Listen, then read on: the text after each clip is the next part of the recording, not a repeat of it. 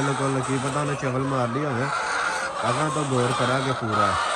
ਅਸੀਂ तो वैसे अपने हिसाब नाल ही जिवें घिलाईदा उवें घिलाया, लेकिन मैं तो उस जो गिनती की उन्हें अगर तो फिर गौर करके खिलावांगे जो खिलाना पिया ना एक बंदे हत्थ।